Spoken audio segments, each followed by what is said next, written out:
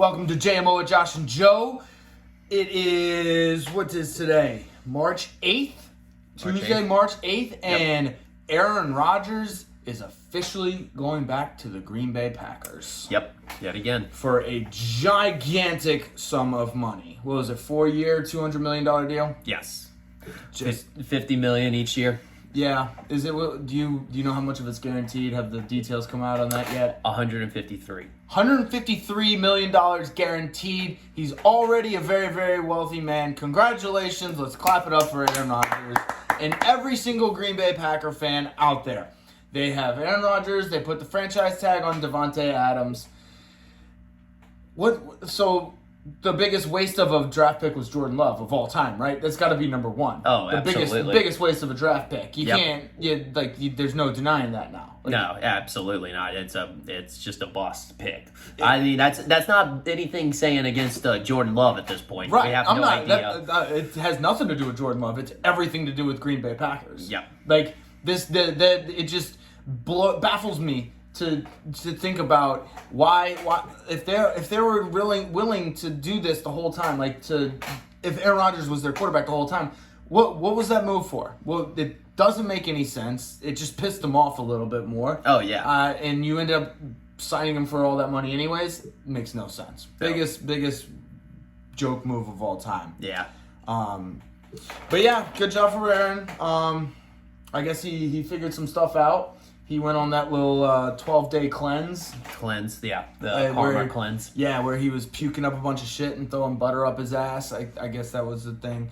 I don't know. But whatever it is, his mind's clear. He apologized to people, I guess. And he still wants to be a Packer. And he still wants to be a Green Bay Packer. Do you think it's a balance thing for him? What's a balance thing? It's like, you know what? He goes with like a lot of drama, but then he evens it out and he like settles things. Because if you ever hear him talk, he'll be like, well, yeah, you know what? I didn't like that we didn't get any, wide receivers from the draft, or any playmakers that I could help me out and win now. But this general manager's actually made some good moves, So he goes like back and forth where he'll give you like something that you kind of, start making a big fuss about, like, oh shoot, like he's about to go, and then he just balances out and he's like, no, actually it's fine.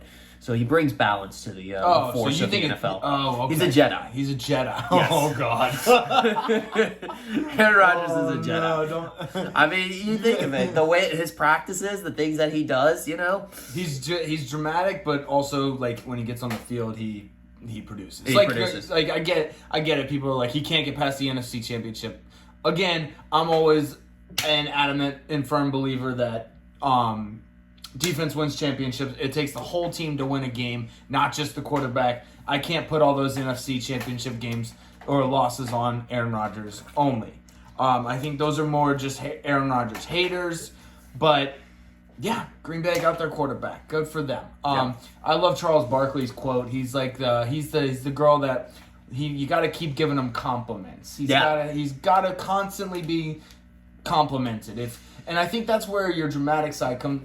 What you were talking about, the dramatic side comes in. If he doesn't get enough compliments, he'll start to get dramatic. So you're saying he has an attention meter?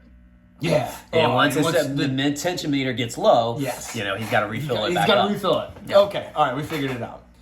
I think we could be the general manager for the Green Bay Packers because we have Aaron Rodgers figured out. Mm-hmm. Absolutely, we can be Aaron Rodgers general manager. We can just be his agent. Yeah, we can know. The beautiful thing is we know what's coming next. Yes. Like we know if, oh shit, the attention meter's getting really low. Yeah. Then we got to do something. Yeah, something's got to happen. We can figure it out. So, yeah. Do you have any other Aaron Rodgers news? I mean, that's Green Bay's going to be set. They just got to get some pieces now. Yeah, I mean, they started off by doing that by franchising Davante Adams to make sure he's at least going to be another year. Yep. I mean, that's a must. That's a must move. Especially when you solidify Aaron Rodgers, you can't piss him off and then just ship out Davante Adams. Oh, that would be the ultimate Green Bay move. I know. But so the franchise tag is going to be a nice whopping $20.1 million. 20.1. Yeah. So I mean, he deserves it. Absolutely. He's the alien. He's the best. He's like the best receiver in the league. I mean, honestly, they should get a long-term deal with him. I thought he was a bigger priority than Aaron Rodgers was, given their age and how much more longer he's going to be able to be with the team. Also, Aaron Rodgers was shaky. Yeah, exactly. So, yeah. Okay. So, but I think a long-term deal needs to be done with that. But yeah, the Pack is back. Pack is back. They're back together. I know we got a couple of friends that like that. And all of Packers Nation loves it, and all of the Chicago Bears and Minnesota Vikings and Detroit Lions hate it. So, yeah, they got 4 years of torment, and I guess Chicago has to deal with their owner there for another 4 years. Yep. So, it sucks. I mean, it sucks if you're a Bears fan or a Vikings fan. We have a couple of friends that are Viking and Detroit fans, so yeah. I mean, thoughts and prayers. Let's put it that way. Thoughts and prayers. I hope you can make it through the next 4 years. Anything else? That's it. A little bit about our personal life. Joe and I, we have decided to quit drinking alcohol. This is water with lemon and ginger. Water. Yeah, we're a water gang. We're getting healthy for the summer. This is our period in the wintertime. Nothing much is going on. We quit drinking for about a month and a half, something like that. Something like that. Yeah, and we just kind of go hard at the gym. It's been nice. I've been getting better sleeps. Like whenever I'm drinking alcohol, I get to sleep faster, but I don't get good sleep. If you know what I'm saying, like I don't get deep sleep. Yeah. But when I'm not drinking, I don't get to sleep as fast, but man, I am sleeping like a rock. Yeah, no, that's one of the things I've noticed that's changed. Yeah, that's a good benefit. That's a good benefit from that. I feel like I can think clearly. Yes. I think I can think. Like, I mean, I guess I never realized that I couldn't think until you get off the alcohol and it's like, oh wow, this is actually what thinking is. Yeah. I can see clearly now. The Rain's Gone was playing in my head. What is that? It's CCR. Yeah. That was playing in my head. I'm like, oh man, I can actually think and formulate sentences. Like there would be times where like I would know what I want to say in my head. And like I got it up here, but like going from here out of my mouth just would not happen. I couldn't formulate sentences. Well, there was just like a big cloud that was blocking that. Yes, that blocking little brainwave that connected your mouth. Yeah. So yeah, we're doing that. Let's see. Last weekend we didn't have a show because Mardi Gras. Yeah. We're down here in South Louisiana, so Mardi Gras reigned supreme. We were very, very well. I was very inebriated. I wasn't around you. Well, you were getting ready for the fasting period. Yes. But yeah, Mardi Gras was a good time. It was fun. Like I said, we were too busy. We didn't get to it. But yeah, that's about all everything in our personal life. Nothing really too much is going on. But let's get to the next big blockbuster trade. Russell Wilson to Denver Broncos. Yes, that was the next one on the list as well. Big time trade. Mm-hmm.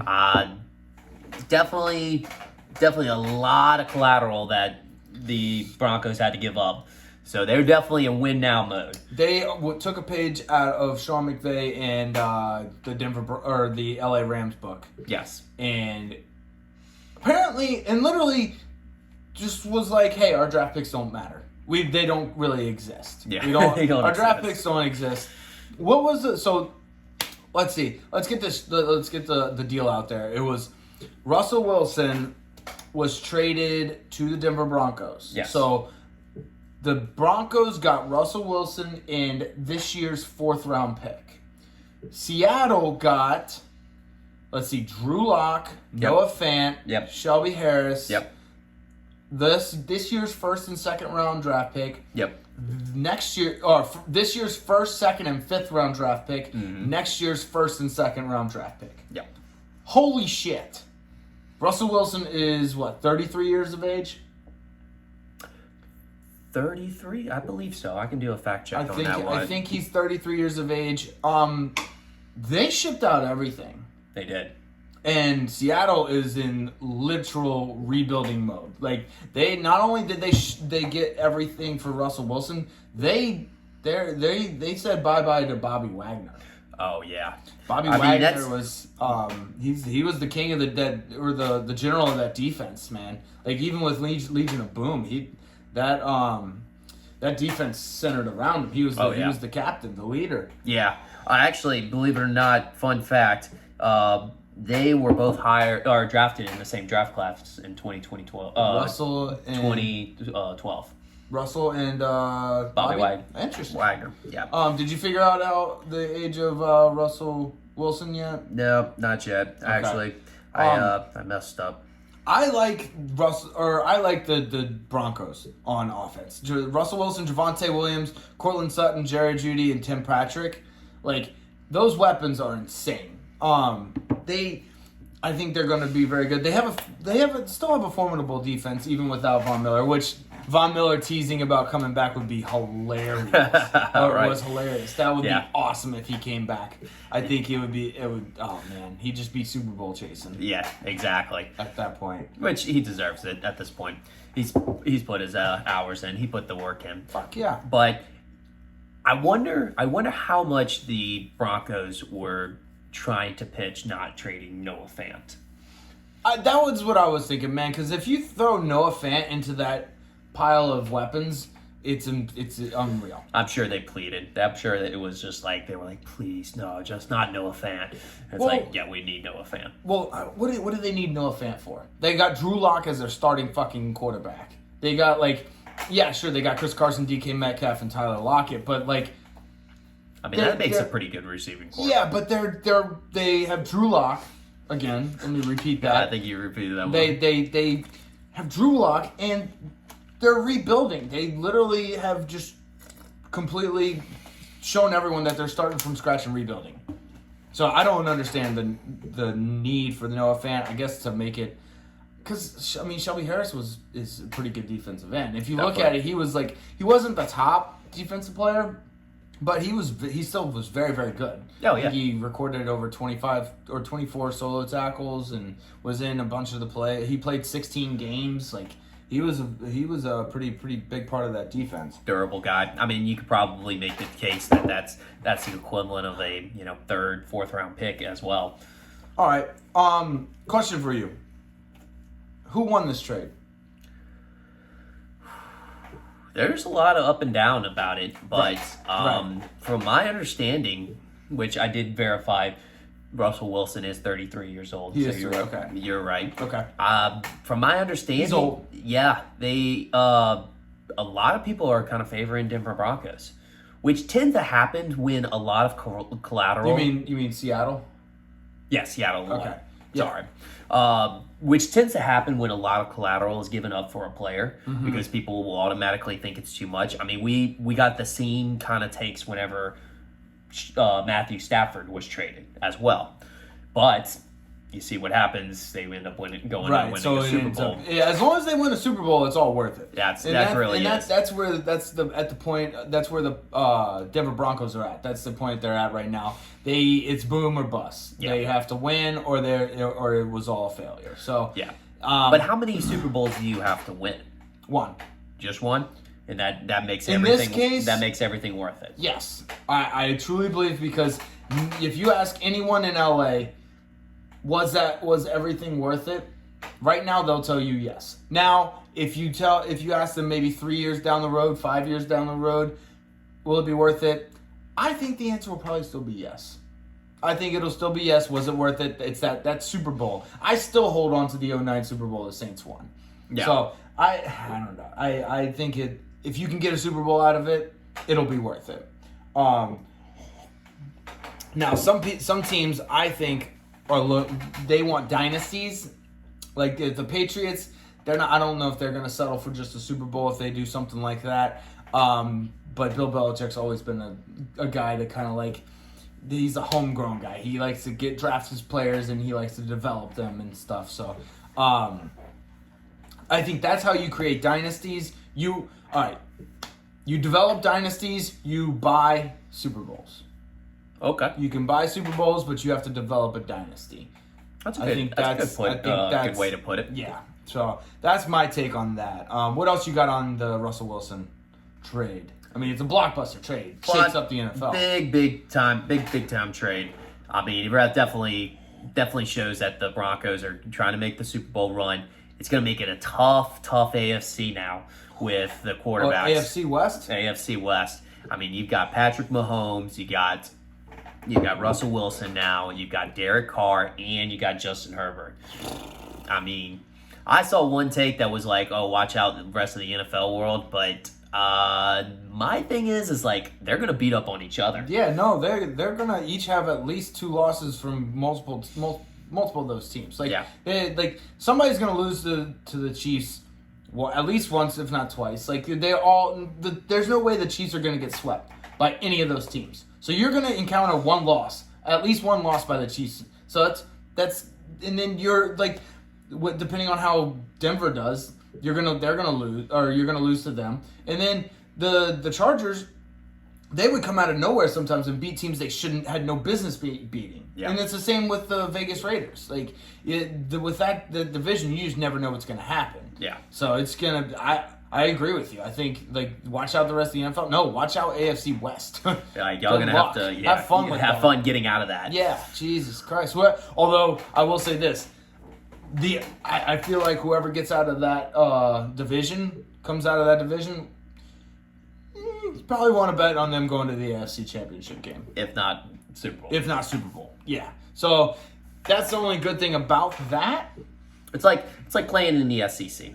You know, when you play in the SEC, you basically are tuning yourself to, go all the way and win the national championship. You're going to be in the playoffs. Yeah. Yeah. So it's it's a gauntlet, but if you can get through the gauntlet, it will benefit you. Well, iron sharpens iron. Iron does sharpen iron. You're right. You're right. Cool. Did you have anything else on this? Not on that. Okay. I wanted to talk real quickly about the Calvin Ridley suspension. Oh yeah, that is funny. Right? It's a little funny. I have a quick stat. So for everybody who doesn't know, Calvin Ridley got suspended for the entire 2022 season for gambling in late November. Yep.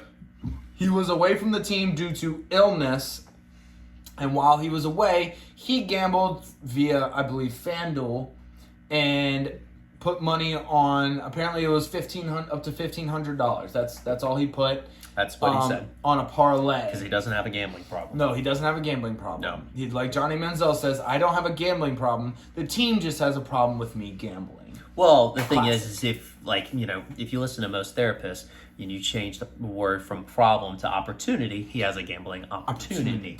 Okay. I like that. So, yeah, that's where Calvin Ridley stands. He is being suspended. Now, I do want to just, I'm sure people have seen this, but I do want to put this out there. Just how the NFL does suspensions is a little kind of wacky. It's to say the least, it's a little inconsistent, I guess. Okay. So Ray Rice beat his fiance. He got a 2-game suspension. Greg Hardy beat his girlfriend. Got a 4-game suspension. Adrian Peterson, felony child abuse, 6 games. Ezekiel Elliott hitting a woman, 6 games. Calvin Ridley using FanDuel to bet an entire season. And then I like the last one on here. Josh Gordon smoking weed, 6 seasons. Now, 6 seasons. 6, yeah. So what's the lesson here? So, don't gamble, but you can beat your wife. The NFL is not for women. No. It was never made for women. It is International Women's Day. Good Lord, NFL. What message are you trying to send? Right. International Women's Day. This is Women's Month. Come on. Do better. Do better, NFL. Better. Jesus, this is... I can't even... It's disgusting. It's disgusting, NFL. Jesus, Goodell. Goodell's a misogynistic fuck. He hates women. He does. God. Oh. Anyways, so yeah, that's all I had on Calvin Ridley. He, I think I think players should be able to bet. I don't think that's that big of a deal. Well, the thing is that becomes a little bit hazy. I know why they do it. in the fact that they don't want the games to be thrown. Yeah. So I guess the thing I would say about that is you can't bet your own game. Okay. Like refs can't bet the games that they're calling. Players can't play the game, bet the game that they're playing in. Mm-hmm. Other than that, there really is not too much that's, right. And I mean, they'd have to how they could regulate that. I guess they could regulate it. It would just be. It also still creates difficult. it creates some hazy stuff. Like what if one player calls another player to call the game or whatever. Yeah, but I mean, you don't think other people are doing that? Like a player can be like, hey, third party, I'm going to donate X amount of dollars, put it on said game because I'm going to fix the game. Does that make sense? Yeah. I think it could happen. It could still happen. Either way. Let's see. The only thing I had NFL-wise was Kirk Herbstreit signed with Amazon. I don't know the details of the contract, but he signed with Amazon. He will be on Thursday Night Football, and I am fucking pumped. Yeah. Hell fucking yeah. I love Kirk Herbstreit. I think he's a great announcer, and I think he's going to do great on Thursday Night Football. Yeah, Jeff Bezos just has a way with just he's going to find the best way to, the best people. The best people. Well, I was just going to say the best way to do things. Well, yeah, because he has the most money. He has the most money. Anybody who has the most money wins. Yeah, that's a game of Monopoly. That's a game of life. That's yeah. Actually, Elon Musk has the most money right now, but he's not interested in sports, I guess. No, he's more about space and trolling people. Yes. Oh, Elon Musk Twitter is must see internet. What else you got on the NFL? NFL, I would have to say Mike Williams got a deal. He did get a deal. 3-year, $60 million. I'm gonna have to go back to one of our old segments. I'm gonna say overpaid on this Overpaid. one. Overpaid, underpaid, but I'm gonna say overpaid on this one. Yeah, why is that? You know what? I haven't seen the type of production on a consistent basis for him. I mean, look, let me tell you what. He's put up some games where it's some big numbers. But, I mean, honestly, I still have trouble figuring out who's the number one wide receiver on his team. Right. Usually somebody who's going to get big-time money like that, top of the league. Only two players that are really making more money than him is Julio Jones and DeAndre Hopkins. Everybody else, Devontae Adams is right there on par with him until he gets this new deal. Michael Thomas. Yeah. Evans, Chris Godwin. Yeah, all of these stud, even AJ Brown, Stephon Diggs, that they're just putting Mike Williams up there with all of them. Oh yeah. So I mean, honestly, Mike Williams makes more money than those guys too. So I don't know. I think it's a little bit overpaid. I just, I think Keenan Allen's already making $20 million as well, so that's going to really hurt whenever they want to sign Justin Herbert. I don't know what kind of deal or what kind of structure they got going, but I guess they have some sort of game plan. Yeah, I mean, the only thing I can think of is he's young. He's 27. He's a 6'4", 218-pound wide receiver that can run a 4.5. He can catch the ball very well. He's a very, very, very, very he's a threat. He's a threat on the field almost wherever he is. So defenses have to watch him to the point where Keenan Allen gets his yards because they have to watch him. But if you're going to be a high paid wide receiver, you got to get production out of the wide receiver. He can't just be a distraction on the field. He has to be a guy that's going to put up the numbers, the Devontae Adams numbers, and things like that. If you're going to pay him that much. Yeah. So I don't know. I was gonna try and zig while you zagged on that one, but I can't. It's too hard. I think he got overpaid. Yeah. San Diego, or I'm sorry, LA paid too much for him. Like you said, you got Justin Herbert coming up. I mean, he's still on his rookie. He'll be on his rookie contract for a while, so I guess that won't matter. But you got Keenan Allen and Mike Williams, two of your receivers that are just And you'll probably have to pay Austin Eckler here soon too. I don't know how much longer his contract is. Yeah, he's getting a little bit old though, and he kind of gets hurt. I could see them moving on from him. Yeah, okay. I could see that. Still, I mean, you got two really expensive wide receivers that I think at least one of them is overpaid. I like Keenan Allen, so I'm gonna say he's good. But yeah, I agree with you on that one. So, and then I guess the other news around the NFL, since we're talking about announcers. It looks like Joe Buck is in the mix of getting picked off. Picked off? Yes. So ESPN's come up to him for the deal for 5 year, $60 to $75 million. Holy shit! So yeah, Tony Romo changed the game. Oh my gosh, I kind of love it. That's perfect. It's a beautiful thing. It's a new off season. It's announcers. Yeah, and big news also elsewhere. Adam Schefter is nearing the end of his contract. Ooh, yeah, Adam Schefter is going to be a free agent on the market. Should we get our resumes ready? Yeah, let's do it. We'll go apply for that position at ESPN. Hell yeah, that would be like the ultimate position. The NFL Insider. Takes. Yeah, just post takes. Yeah, I've been following him on Twitter. Like, I've been getting notifications for every time he posts. He posts so much. Oh, yeah. He's definitely... And I'm not talking about just retweets. I'm talking about, like, him posting shit. Oh, he's addicted. Like, wild. Yeah. Yeah.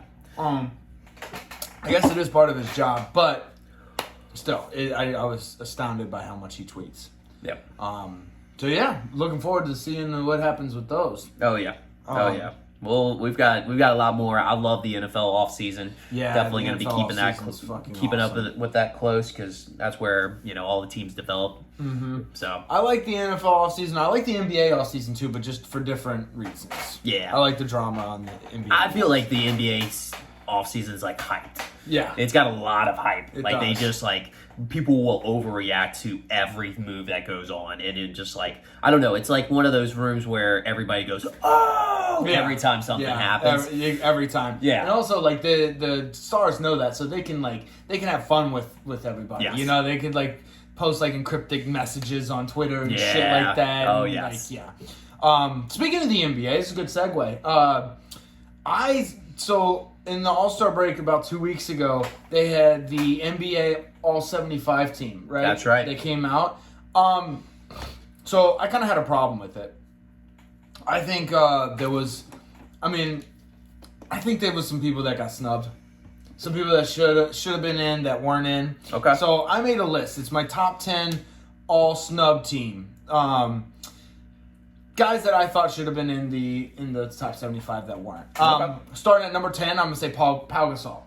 Pau Gasol. I love Pau Gasol. I don't think Kobe wins his 5th championship without Pau. He was a presence in the Lakers organization. I don't know. 2 titles, 4 All NBA selections. I mean, it's tough. He's in some of the top rankings as far as points, rebounds, and everything goes. Yep. It's hard to keep that guy out. Yep. Number 9, and I have him on here just because I love him. Dikembe Mutombo. No. Yeah. I like Dikembe. I don't know anything about him, none of the stats or anything. Just not enough respect for the blocking game. Yeah, I guess not. That's what it is. Number 8 is Chris Bosh. He was awesome in Toronto. He obviously he was with the Heat. He was amazing. I guess he was like the third leg of that big 3, but he still was. I mean, he was a big part of why they won. Mm-hmm. What? I think basically what hurt his status was that he didn't play long enough. Because I think if he would have gotten some of his career numbers up a little bit, he would have. But I'm absolutely right there with you. I mean, we definitely missed. He missed out on that. 2 NBA titles as well. Can't really. What was it? 11 All-Stars appearance. I don't know. That's hard to keep out of tough. There. Number 7 is. This was a funny one. The entire 04 Pistons team, not one single person from that 04 Pistons team got in the top 75, and that is a travesty. That is so bad. I don't know. That team holds a special place in my heart because that was that team. It was all grit. That team was nothing but grit. They I mean, Larry Brown's a phenomenal coach, but like Ben Wallace, Rasheed Wallace, Tayshaun Prince, Rip Hamilton, Chauncey Billups. Come on, man. Yeah. How do you not love that team? I mean, I would have to agree with you on that, and that fact that, you know what, the defense doesn't get the respect that it does in the NBA. I mean, Not just because anymore, you can't quantify it, means that they get voted out. Yep. But yeah, I mean, that was a defensive stud team, Yeah. and to keep all of them out. I mean, they were good. Those were good teams. That was my like kind of. I was playing around with that one, but number 7 is Yao Ming. I mean, Okay. he's 7'6" or whatever he Yeah. was. He was a force for the Rockets. Number 6, Rashard Penny. He was nasty. Number 5, Bernard King, nasty in fucking New York. Yeah. Tony Parker, number 5, Bernard King. Number 4, Tony Parker. I'm a little surprised he's not higher on your list. Tony Parker? I think he was a big time snub. Yeah. Oh well, the next 3 you'll see why he's number 4. But Tony Parker was like the glue to that fucking Spurs dynasty. Yep. He was the glue. He was he could shoot and he could pass. Yeah, he Fuck really Manu did. Ginobili. He really did bring like the whole offense together. Yeah. Okay, so here's why he wasn't in the top 3. Number 3, Tracy McGrady, T-Mac, motherfucking money. Yeah. Awesome. Just insane fucking dunks. He was so talented. One of the all-time snubs. Number 2, and this is a controversial pick, but he was so dominant, and it was Dwight Howard. Dwight Howard, he was Superman in Orlando for years. Yeah. Dude, he was rebounding like 14 boards a game. Yeah. Nobody could stop him. I think this goes back to either the Detroit Pistons talk too, but he is one of the only players that was a 3-time in a row Defensive Player of the Year. Yeah. And so it's just not getting the recognition that it really deserves. I agree. And number 1, I think this was the most obvious of all time, Vince Carter. The number 1 snub of all time. Vince Carter, yeah. Come on. The guy played till he was like 40,000 years old. Yeah, sure. And he was just the most athletic freak, the best dunker of all time. Like, I don't know. I just don't understand it. I guess the big thing against him, the big knock, is he just never got that ring. So I that guess just so. that sucks. All right, so I have some honorable mentions. I have Klay Thompson, Manu Ginobili, and Kyrie Irving as honorable mentions. But good for Kyrie and Klay, they're still in the league. So Yeah. Manu Ginobili, you can get fucked. I kind of hated him. I think one of the things when I'm looking around, I've noticed was a older player that we won't be too familiar with, but has a pretty good history. Alex English. Mm-hmm. He was an interesting one because he also got snubbed out of the top 50 team back when they did it on the 50-year anniversary, and he got snubbed out on that one when he finished up his career. He was 7th all time in points. Really? Yeah, and Wow. now he's currently 20th. So Still, that should definitely make you top 10 in my all snub list. But yeah, you should definitely be top 75. yeah, so I mean, big time player, fantastic player. He's on that border where he already got snubbed out of the top 50. Now he's getting snubbed out of the top 75. I mean, It's just unfortunate. It's going to kind of keep continuing unless, I guess we don't have as good of players come around. Which is not going to happen. Yeah. The guys who should not have made the list, the top 75, James Worthy, Earl Malone, Bill Walton, Wes Unseld, Dave Bing, and Nate Thurman. Those are just some of the guys. It's mostly because they played back in the day, or I didn't really know too much about them, so this is all subjective. If I didn't see him and I don't know about him, this sucks. I like Bill Walton as a person now, but I don't think he should be the top 75. But yeah, that's my all snub top 10 all snub team that got snubbed from the NBA top 75. Yep. What you got? You got anything else in the NBA? Yeah, honestly, just a kind of current thing, just to keep we won't go too much into the NBA right now. Not too many storylines coming out of the All-Star break, but it's nice to know because during that All-Star break and right after, there's always a switch that comes on for some teams, and some teams there's also a switch off. and they just don't start performing. But I feel like the All-Star break's always a time when people start making their moves. And so I've got a who's hot, who's not. Nice. Oh, let's hear it. Who's hot, who's not. So who's hot right now? I've got Milwaukee Bucks, four-game winning streak, just got themselves back up into the third. Yeah, they never really cooled off. But yeah, they're hot. They're getting themselves going at the right time. And if you honestly watch them play, man, the chemistry on that team is fire right now. And this is the best time to be doing that. And hey, breaking news, they just destroyed Oklahoma City, 142 to 115. Yeah, Shit. they're like just annihilating teams right now. So they honestly look like the best team back when they're like their playoff time. That and they've been covering the spread too. Like they just had a 15.5-point spread against OKC, and they just demolished it. Yeah. So another team, Miami Heat, top of the league right now. Ooh, that's a fun team. They are a fun team, and honestly, they just got themselves Victor Oladipo back. Yeah. So that's another weapon for them. I'm so excited to see him. Yeah. So 3-game winning streak, 8-2 of the last 10 games. They are hot. And that's quite literally, not even just a punny reference right now. They're actually hot. They're actually hot. The next two are kind of the same, similar. Dallas Mavericks and the Denver Nuggets. Dallas is on fire. They're both on fire right now. Although the Mavericks without Luka Doncic is not. Nope. They're not good. No. I mean, they're good, but they're not anywhere near what the caliber. It's like they're all like average players, and then when Luka's there, they're all way above average players. He makes them better. But he also puts up like 40 points. Yeah. So, I mean, he kind of just does everything. He's got the rebounds. He's got the assists. He doesn't make any sense, too, because when you watch him, he looks like the fat, slow white kid. Yeah, I was going to say he's like Russell Westbrook, but a lot slower. A lot slower and a little fatter. And a little bit fatter, yes. Yeah, and white. But yeah. That's okay. As far as the stats go, I mean, he's posting up the All triple doubles and stuff like that, and just does everything. That's what I'm saying. Mm-hmm. So,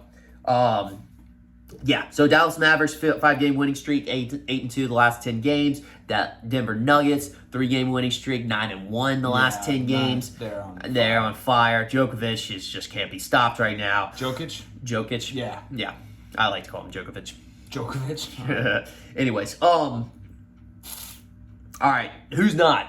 Warriors, kind of slipping down in the rankings right now. Got a 5-game losing streak, 2-8 the last 10 games. Wasn't Curry out for a game or two? Yeah, Curry's been out.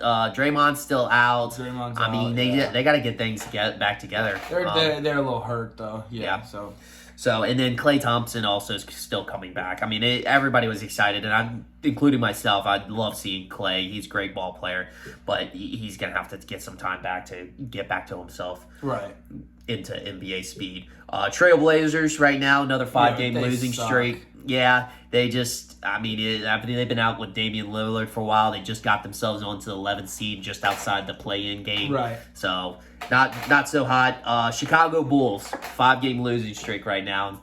Damn, I like that team. I know, and for a team that was in top of the Eastern Conference at one time, slipped down all the way down to, I want to say, either 4 or 5. So, got some catching up to do.